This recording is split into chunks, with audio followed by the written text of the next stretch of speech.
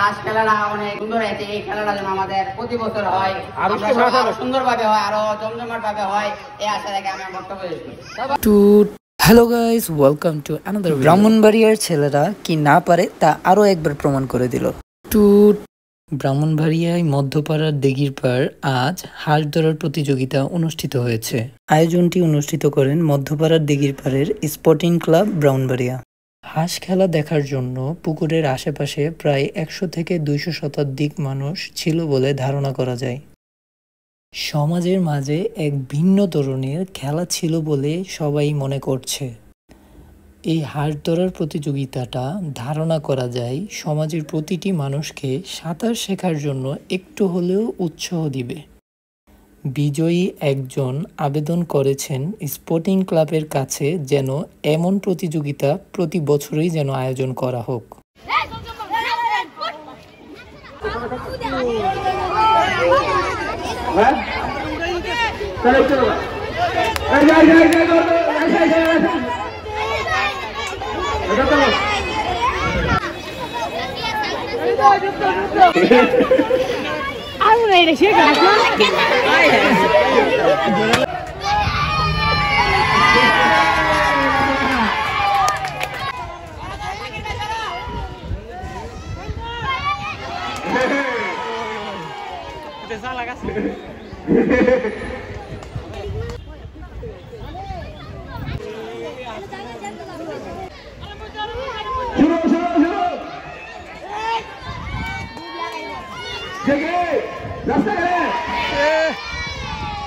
আবার ডুব দিছে।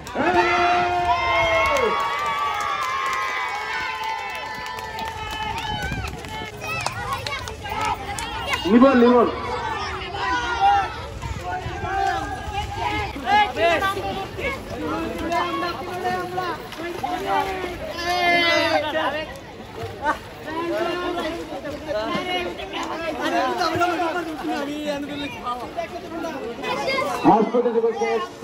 হয়ে গেল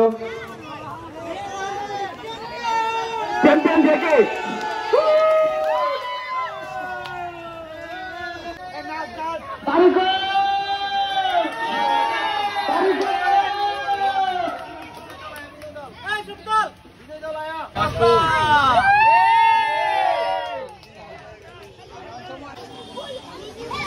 আজকে হাঁস প্রতিযোগিতায় আমাদের মধ্যে আমাদের ডিগ্রি পড়ার কিছু সন্তান এখন আপনাদের সামনে কিছু বলবেন।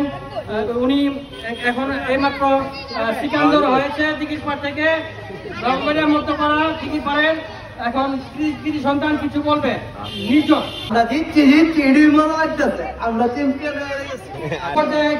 কিছু কথা বলবেন। আবির এই হাঁস খেলাটা অনেক সুন্দর হয়েছে। এই খেলাটা যেন আমাদের প্রতি বছর হয়, সুন্দরভাবে হয়, আরো জমজমাট ভাবে হয়, এই আশা রেখে আমি বক্তব্য দিচ্ছি।